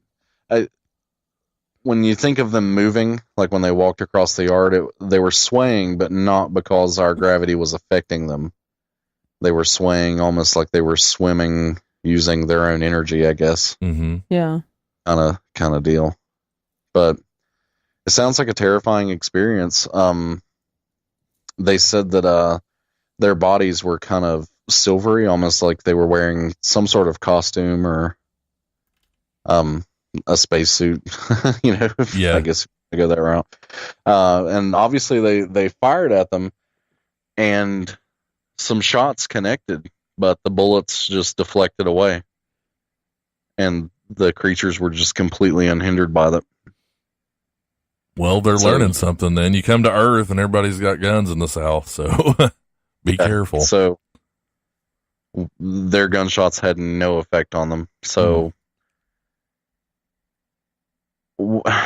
I really don't know what to make of what they could have been, or... Right, is it a new breed? I mean, something we're not familiar with? Now, this kind of opens up a completely different theory, and this is off base a little bit. Okay. But it makes me, whenever I think about the Hopkinsville incident, it makes me wonder, if there is this whole other, almost like an interstellar highway going on all around us, where the Greys are flying around and all these other species of space traveling, creatures that, just come and go as they please. Maybe they are able to exist in the fourth dimension. So whenever they're on Earth, most of the time they're just undetected.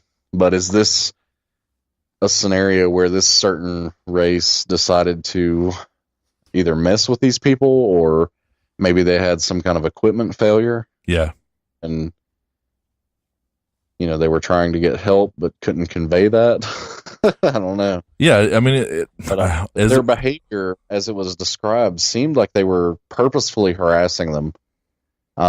Like they would kind of fight them off, and, they would disappear, and all would be quiet. And then the children, they would send them back to their room to try to sleep. And then they would appear in the windows and just stare at them just to get a rise out of them, just to creep them out. Yeah. Now when did this occur? What year? 50s. That's what I thought. So 55. This was a one and done isolated event, right? Well, as far as we know. Right. Is anyone else thinking of the movie Signs whenever I hear these? Kind of, yeah. Like a less redneck version. Again, no offense. I don't mean that mean, but the picture is painted. It is what it is. You look it up and it's a cartoony bunch of pictures, but the truth is that would be terrifying. Now, let me read a little bit here, if you don't mind. Although completely taken aback by the strange nature of their report, police who were witness to the family statements were equally aware of the genuine terror and shock they appeared to be in. Whatever it was they had seen, they believed they were, at least from their perspective, telling the truth. They would escort the two families back to the farmhouse and investigate the scene for themselves. Perhaps telling of how seriously the police took the reports is their request to nearby Fort Campbell for military assistance. Although one officer did make a report of what he thought to be a strange glowing in the woods, none of the mysterious, menacing figures surfaced in front of them. They did make note of the extent of the damage to the property in the surrounding area, however. The military unit quickly did a sweep. Shortly after 2 a.m., the Taylors and the Suttons would return to the farmhouse. Unfortunately for the two families, so did the mystery creatures. With the police and military unit having now left, the two families once again engaged with the mischievous beings, and by 5 a.m., just as the sun arose over the farmhouse, they began to retreat, this time for good. A report would appear in the Kentucky New Era newspaper the next day. The once quiet and peaceful farmhouse was suddenly the desired location for UFO researchers and investigators. The scrutiny and interest became so intense the Suttons would eventually sell the farm. Now, there's videos and things out there. Now, let's do something neat here, because this has been brought up by a listener. Brown Mountain in North Carolina is often the subject of strange orb sightings. Many rumors and theories exist that the mountain is really an alien or UFO base. Further to that, a secret network of ancient tunnels stretches out for miles beneath the ground. However, a strange find in 1970 seemed linked to the mountain to the Kentucky Goblins and the incident at Sutton's farmhouse decades later. The author of the book, The Brown Mountain Lights, Ralph Lale, would make claims to having found the mummified remains of an alien goblin-like creature. Furthermore, he said he hadn't simply found the creature, he had been guided to it. In the early 60s, Lael came to Brown Mountain to investigate sightings of orbs. According to the author, an orb led him inside the mountain on the first of several journeys he would take. The orb would speak to him telepathically, claiming itself to be a gas-based life form. It was the orb that led. It was the herb, but that's sounding all too realistic here. Yeah. It is sounding a little realistic here. It was the orb that led Lael to the mummified remains and instructed him to remove it from the mountain. He should do this, the orb said, as proof of his encounter. The mummy itself bore a remarkable resemblance to the creatures described by the Suttons and the Taylors. Around 3 feet tall, the creature also had arms too long for its body as well as an enlarged head. And yes, there are videos of that as well, ish. Now, here's the last little bit I've got on it. Although the vast majority of people were skeptical of his claims, he not once deviated from his statement. He would also claim to be regularly harassed by government agents since making the claims. Maybe it's a coincidence, then, that almost immediately following his death in 1978, a shop he owned was completely demolished and pulled to the ground. Everything in it became lost, including many believe the strange mummified alien. Might it be possible that this strange mummified body was one of the goblins from that chilling evening in 1955? Is that one slither proof that the mountains of the Americas are somehow connected via vast and unknown tunnels? Many Native American tribes speak of underground tunnels made thousands of years ago by advanced civilizations. Might these mummified remains have actually been recovered by whoever made the decision to have the premises destroyed? Or might Lael himself have simply been an opportunist? The plethora of unanswered questions, both of the Hopkinsville invasion and Ralph Lael's strange find, keep this and other cases like them very much in the limelight of conspiracies in the UFO community. If there is ever to be satisfactory answers to these questions, that is no bad thing. And that's what I've got on it. And I think it's cool that it ties in and it brings up more things like the tunnels and the ancient civilizations. And it really just leads to what we can do maybe next week or the week after that. Aliens. You guys want to go to Brown Mountain? I do. I'd love to, actually. Yeah, I really do. I think that's going to be harassed by... You want to be harassed by goblins in the night? We'll get led into mountains by early. By the way, friendly reminder, when's the last time everybody looked out their window? Oh, our windows are blocked off. Yeah. We've got to make sure you're not being watched. We've got we're talking thick shades and blackout curtains and things. Yeah. But an alien could see through it, to be fair. I'm just assuming. Oh, welcome, Crystal, into the chat. And again, thanks everyone for hanging out with us. We appreciate it. I'm sorry we're getting near the time to end the show already, but we have more fun stuff to do. Now, let me not push everyone past this. Ryan, is there anything else you had on this? Really, the reason, let me say first, I'm sorry. Really, the reason I brought this segment up is because you were so excited about it, and it's colorful. It's exactly what you think of when someone sees, I saw Bigfoot in the woods. Yeah, and I was down there with my Bud Light and my NASCAR hat, and it's exactly what you think of, and it's the damnedest last thing you want when someone's reporting this stuff. But that doesn't make it not true. Now go ahead. I'm sorry. I felt that needed to be said. No, it's one of my favorite stories because it's just it's so out there and just peculiar in comparison to all the other kinds of UFO reports and encounters that there are out there. That's it, yeah. Another thing I'd like to talk about sometime, and these kind of remind me of each other, is the Flatwoods monster. I don't know if you're familiar with that. I'm not. I'm not, yeah. Tell us. Well, we'll say that's another fun story. Okay, but, fair enough. It's another. It kind of brings up that theory I had about the universe being this kind of galactic highway around us, and there's far more species than we truly know about or have theories about. Absolutely. And I think that examples like the Hopkinsville Goblins and the Flatwoods monster are just these instances where I don't know if somebody one of the aliens screwed up and some accidentally made themselves known, or they just decided to harass some people. I don't know. Yeah. But yeah, the Flatwoods Monsters, and you've probably seen images of it. It's got like a spade. It looks like a space wizard. That sounds incredibly cool. And it's got like a spade shaped head. Mm-hmm. Right, almost like a hood.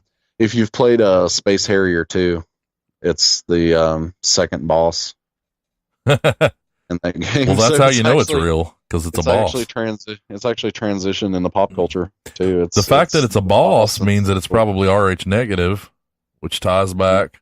We just go the trail. All right. So yeah, that's all I've got on the Hopkinsville aliens. I don't really know how else to really explore it. That's it.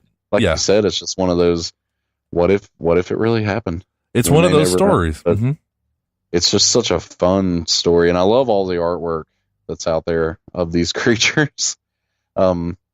Interesting enough, I actually had a little Hopkinsville toy alien that I got out of one of those quarter machines way back in the day, but I never knew what it was until much later. But I don't have it anymore, and I regret that.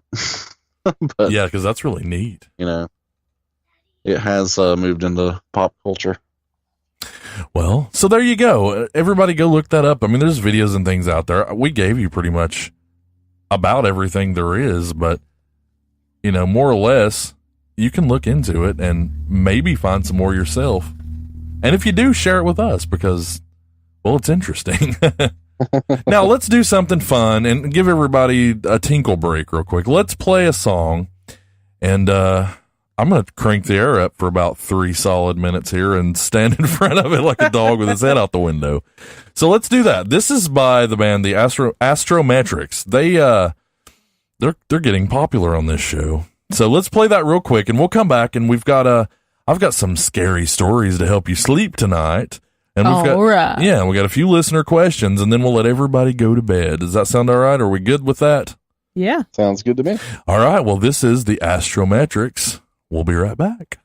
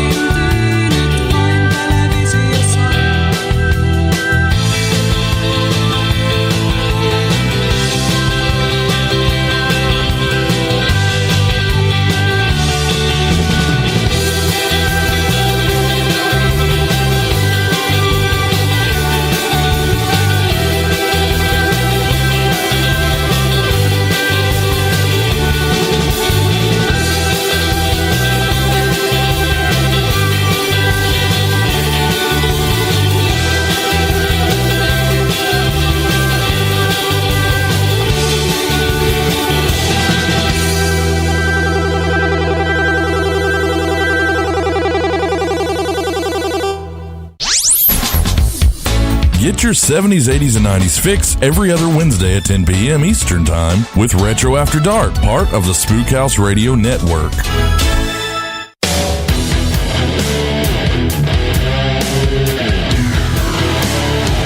Spook House Radio.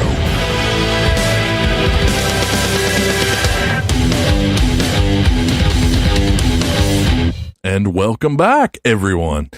So let's get to the listener questions. I'm excited about these. These are always a lot of fun. Ryan, do you have your list of them, or do you want I should read them? Go for it. My list was stolen. Okay. That's kind of what I was thinking. So, all right. So AL writes and says, miss the morgue stories. You guys going to keep those things coming? As a matter of fact, we are. I wish I had more of those, but there's going to be some different ones tonight. Some, what did I call them? Night terror stories. These are spooky. So if that's, I don't like that. I know you don't. Well, that's what's so good about it, right? All right. It's question 2. Oh, thank you, Ale. I'm sorry to just jump away, but yes, absolutely. Keep listening. And if you guys like those, I'll absolutely keep coming up with them. So, all right. Now, question 2. What reason does the government have for hiding the paranormal from us? Seems to me they would come out with it if they knew about aliens or Bigfoot or any of it. And that comes from Richard. I won't just leap on that one, but you all go ahead. Just have at it. What's the reason? I think it's interesting that he mentioned Bigfoot. Yeah. I don't think the government is necessarily hiding that from us, like paranormal wise, or really ghosts, even so much. Mm-hmm. If the government, those things hide themselves, to be fair. Right, they do. I think, going back to our Bigfoot discussions, if that creature is ever discovered, I think it'll just be cataloged in the, with the other natural animals that we do know of. Do you think we'll still call it the Bigfoot? I hope so. I don't know. I was thinking about that the other day. Would you just call it the Bigfoot, or would they come up? I was wondering if they would come up with something lame like the North American ape, or probably, yeah. North American brown gorilla or something, more. Let's stick to Bigfoot. Yeah, at least Bigfoot still will always have that, for at least our generation, will always have that lore with it. So, but on aliens though, and this kind of ties into what we were talking about tonight. I think the government would have some sort of interest in hiding the knowledge that there is intelligent life out there in the universe. But they're not hiding it in the government, are they? No. See, the second level of this is I don't think the known government, and what I mean by that is, what we watch on C-SPAN and what is unfortunately shared with us on Twitter. I don't think that's the government that's really in charge of that. I think that the whole idea of the government hiding UFOs suggests that there is a deeper level government in charge of everything, a shadow government, if you will. Right. So why would they hide that? Well, I'm going to get real cynical on us here. At least it'll be you this time instead of me breaking it down. So let's say that they know of aliens and have communicated with them. Let's say that the aliens know our origin, that they can prove, we basically showed up here at this year and we altered your genes and we created you. And we know where the universe came from. We're so advanced, we have all the answers. That kind of, if you think about it, that would kind of make everyone's religion invalid. If these aliens could show up and just say without a shadow of a doubt, well, actually, here is how the universe was created. We actually went back in time and got video evidence of it if you want to see it. And so sorry, all of your religions are false. I'm gonna make a quote out of that, and that's gonna be your like intro for every show. No, I would never do that. Sorry about your religion. Yeah. Sorry about it. We're totally joking, by the way. He's just saying what if, hypothetically. Yeah, not saying anything about religion or who's right or wrong there or anything like that, disclaimer there. But if you think about that, that would just rip the foundation out of a lot of people's lives. I think it would be chaotic for us to suddenly be, presented with proof that all of our theology is false. It was just stories made up by our ancestors. So I think that's kind of one theory why we would hide, aliens from us. I think it raises a lot of questions there. To be further cynical, the government needs us to be their cash cow. Listen, I hate to sound so negative, but I really feel like the government usually just regards us as little more than cattle for them, Sure.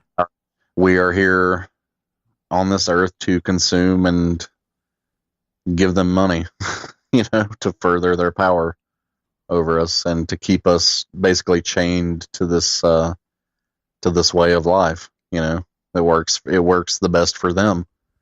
And I think that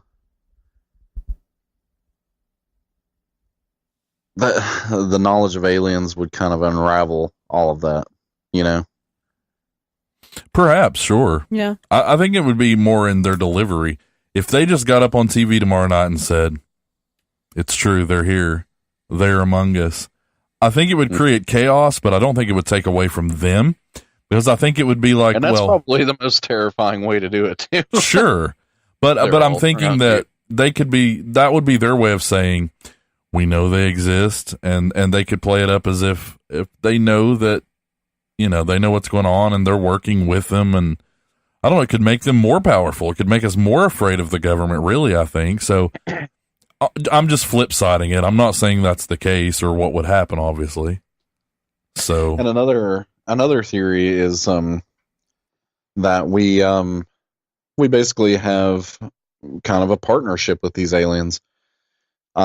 We provide them with something of this earth, whether that be some kind of material, from the earth itself, or some people, a lot of abductees, say, we've cut a deal with the aliens the government is allowing them to abduct people, basically kidnap members of the populace, right, for whatever experiments.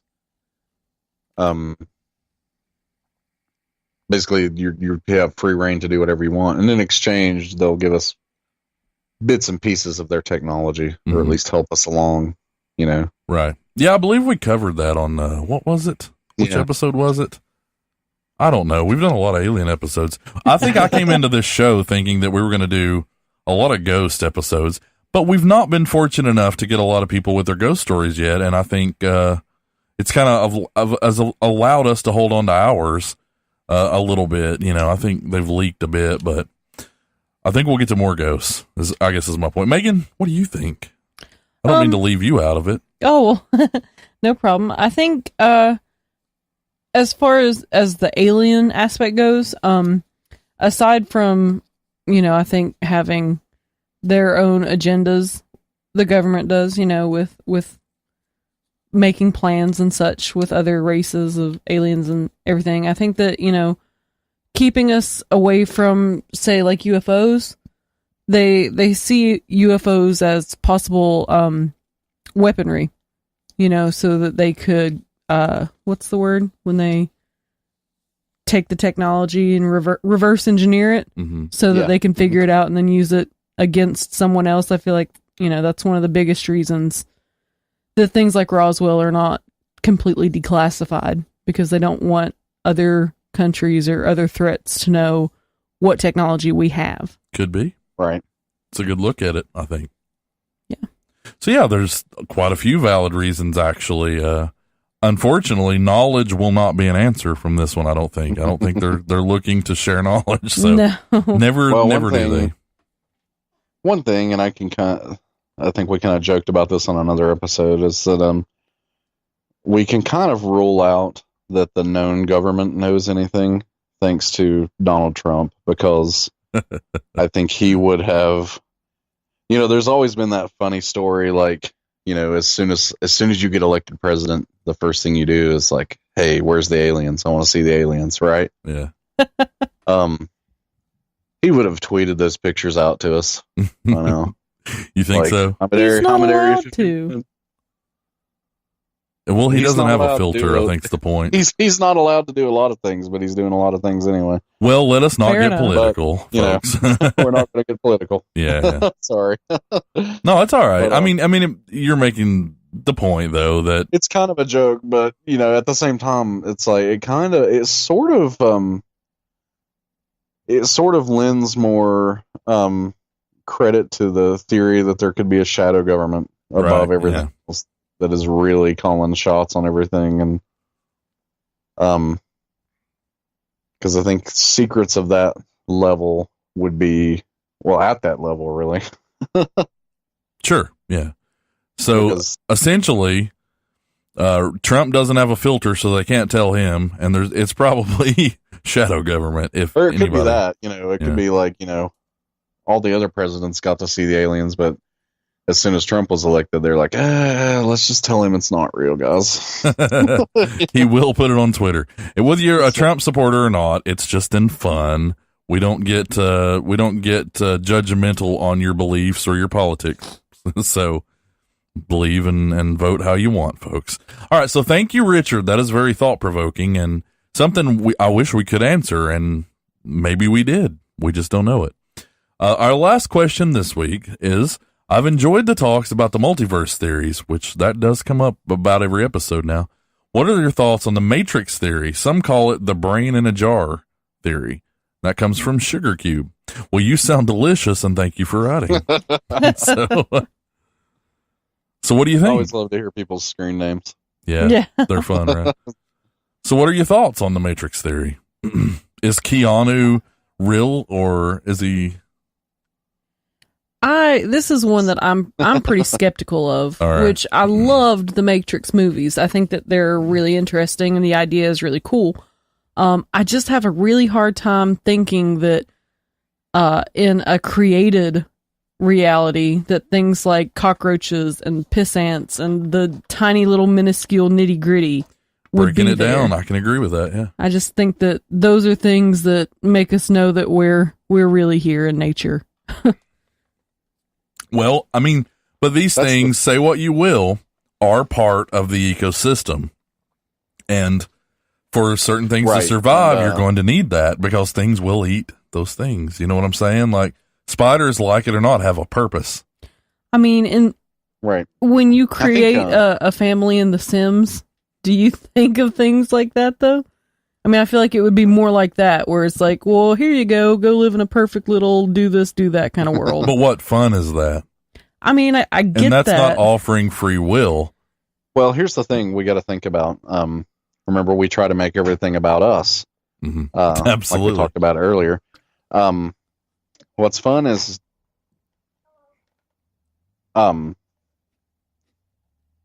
What's interesting about that theory is that I heard a little one. Came to say hi.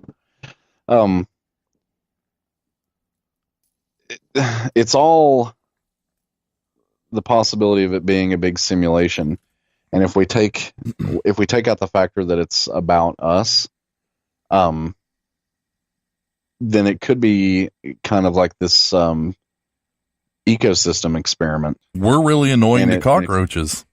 If it's not about us, maybe it's about them, and we're just pissing them off. Well, every piece of life, is a building block in the overall ecosystem. Mm-hmm. So yeah, that's one theory that this could, if we're living in a simulation now, that it's all an experiment like that. Because I think that's what kind of unravels the theory is when you try to wrap your head around it. Like, okay, if that's real, why? And the Matrix had an interesting point to it, that they actually grew we weren't just brains in a jar. They grew our bodies to use as a power source, as batteries. Right.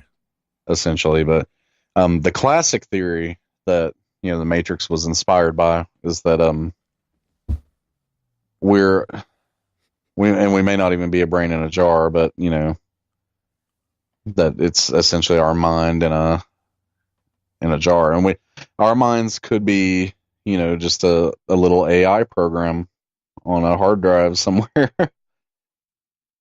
in the intergalactic giant computer. Right. But there was actually a story about these guys that were going to use quantum mechanics to try to prove it, that we were in a simulation. And I'll have to dig up that article. We'll talk about that a little more. Yeah, I think this is something that we could cross-reference with another episode of the multiverse and things like that. So yeah, this is something we can explore further for sure. They were kind of onto something, and I apologize, I don't have the details of it, but if their theory was correct, it's like, hey, we can kind of maybe prove it. That this is all a simulation.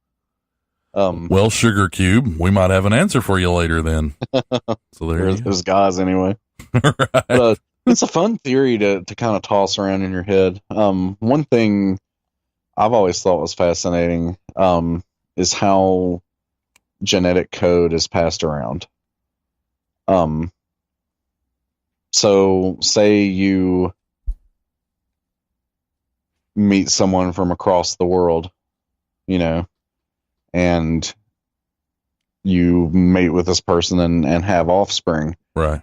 Do they pull the DNA from your brain in a jar and their brain in a jar, wherever that is on the grand shelf of brains and jars, and apply that to create a new life?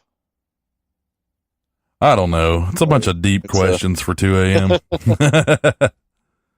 That's an opener for the show instead of a closer. That is, I tell you what, put that down on our list. We need to get to that. It is actually 2:06 and we're running over again. I'm sorry, folks. We could have stayed on that. That's a good question. Yeah, it's a great question. The brain in a jar theory. Right. Well, we're gonna put that down on our list, and we will definitely do that for at very least a half a show at some point soon. So thank you for writing in, Sugar Cube. That's awesome. And anyone who is thinking about writing in for any reason, you should do it. Well, maybe not any reason, but for most reasons that you would be compelled to write to a show such as this, you should do it. And may the cosmos gives you a push. All right, now let me get to a couple of stories that might help you sleep real good tonight. These are creepy night terror stories. Now, I've got a few, but I'm going to keep it to just a couple. Again, we've kind of run over again. All right, so here we go. My first experience was late night, about 3 a.m. I was having such a vivid dream in which I was in some sort of old abandoned art gallery, and I saw a painting of what seemed to be a stairway and a window on top of it, with some light and a creepy face plastered on it. The face came through the window and down the stairs, at which point I woke up and I couldn't move. I've never had night terrors before, but it felt an overwhelming sense of absolute dread. I sleep on my stomach with my face to the side, so I couldn't see anything, but I felt an unnatural presence behind me at the foot of my bed. I also felt what seemed like hands or water running down from my neck to the base of my spine. Being an idiot, I thought, I tried telling whatever it is to screw off, but I couldn't speak. I was just mumbling, but this terrifying feeling kept on for about 30 seconds longer. I finally regained full control of my body, and I just shouted at the top of my lungs, "Screw off." I realized that a night terror, it was my first, and I hope my very last. Now, if you know anything about night terrors, we don't know that they're just dreams. They could very well be more than that. So take that into consideration. The man in the wide brim hat returns. There you go. All right, now let's do one more, and I'll let everyone get to bed tonight. I want to start off by saying that my fiance and I have a happy and relaxed relationship. He's loving, caring, and would never do anything to hurt me on purpose. My fiance has had random night terrors since I can remember, but they're usually very similar. He will suddenly sit up, abruptly screaming and shouting, leans over to grab a hold of my arm and panics even more, or he jumps out of bed and runs towards the door, turning on the lights and panicking even more with his eyes wide open the whole time. To wake him up, I basically have to yell at him while grabbing his hand, and I say, it's just me, it's over and over until he finally wakes up. These episodes can happen from 5 seconds to nearly a minute, but it feels longer than what it actually is. When he wakes up, he finally freaks out and he's inconsolable, still sort of unconscious as well. After fully waking up, he has absolutely no recollection of what he's even done. Anyway, most night terrors revolve around him thinking I'm an intruder. We live separately due to our careers, but I've noticed things get more violent at his house. Last night, we went to bed at around 11 p.m., and I came over to spend the night like around 1 a.m. when I opened the bedroom door as quietly as I could, and with my tiny chihuahua in my hands, he suddenly screamed, jumped out of bed, and threw the night table at me, grabbed my throat, and slammed me up against the wall. He then threw me out of the bedroom really hard against the hallway wall. I don't remember what I said at that moment. I just remember that I was trying to protect my dog. He then locked himself in the room, and I saw the lights turned on. I was banging on the door, yelling his name and telling him it was me, trying to get him to wake up, but he took forever to come to. He finally quieted down and convinced him to open the door. When he opened the door, I just lost it. I started crying uncontrollably because I was so scared. I told him what had happened, and he's been beside himself all day. Tonight I stayed again just to show him it doesn't change how I feel about him, but I'm really scared. He's really strong, and I learned that he can completely overpower me. I'm sleeping on the couch because I don't want this to happen again, but he's wandered out of his room with these terrors before as well, so even in the living room, I might not be safe. I don't want to be terrified of the man I love when I crawl into bed. I want him to know it's me, and I know it's out of his control and not his fault. That puts it into perspective, I think. Yeah, that makes it even scarier. Yeah, because that is absolutely dangerous. Yeah. You know, there have been cases of people sleepwalking that have turned violent like that. Mm-hmm. What does it amount to? They don't really understand why it's happening or why they're acting out that way. Mm-hmm. But I remember, I guess what they need to do is like a sleep study kind of situation with him to kind of see what's going on with his brainwaves, I guess. Yeah, I guess so. There's a video of a sleep study out there where during the study, you know, this old lady gets up out of bed as they expected. She's going to start sleepwalking, and they're just taking video to observe her. And she goes into the kitchen and gets a kitchen knife out. Now they say, you know, it's dangerous. Don't try to wake, you know, a sleepwalker, you know, if they are somehow armed, you know, because things could go bad very quickly. Right. But she goes to the kitchen counter and she starts, you know, kind of like cutting invisible vegetables, like she's preparing a meal. Well, then she starts screaming at someone, and she turns the knife in her hand, you know, like in a stabbing motion, and she just starts stabbing at the counter with it. Wow. And from there, they actually move in and grab the knife from her and try to wake her up. But yeah, it's crazy, like what's going through their head, you know? Yeah, absolutely. I mean, I definitely don't know, but I know I've known people who've had night terrors, and it's just so bizarre because it seems so undreamlike. Yeah. It seems like something damn more, and I don't know what it is. I don't know. We've already got that on the list. Sleep paralysis and, you know, vivid dreams and things like that. We'll certainly touch on those later. All right. So I'm sorry again, folks, that we missed a couple of shows. We missed a podcast on your grave a couple weeks ago where we should have did our salute to the late, great George Romero.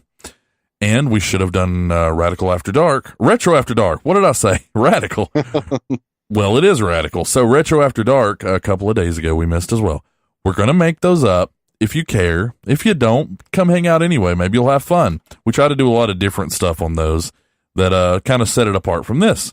But yeah, do that. And at the end of the show tonight, there are a couple of events that are local to East Tennessee and Bristol and even North Carolina. And I'll play those again after the outro tonight. So if you want more details on the Two Dudes Gaming get-together where you can trade for some awesome stuff, or RobCon, which is coming up tomorrow and Sunday, I will play both of those after the outro tonight. So hang in there for those. In the meantime, for me, I will go ahead and say goodnight. And as usual, if you want more, head to MidnightSpookhouse.com where you can get in touch with us, listen to the entire show log, the history, everything we've done so far, all our shows, on Twitter at The Spook House and on Facebook, The Midnight Spook House. And we will make those shows up. So for me, good night, folks, and we'll see you tomorrow. Megan? Thanks for having me again, guys. Y'all have a great night. Thanks for listening. Guys, thanks for hanging out in the chat. I really appreciate everybody hanging on and listening to us ramble on about our what ifs and ideas. We do ramble sometimes. Sorry about that. Ryan, are you still with us? That's it. Yep. Okay, all right. Well, Ryan is wrapped up. I'm wrapped up. Again, thanks, everyone. Thanks, Dark Falls, Hester Prine, Princess Jazz, and the others that I can't see your names. We love you all very much, and good night.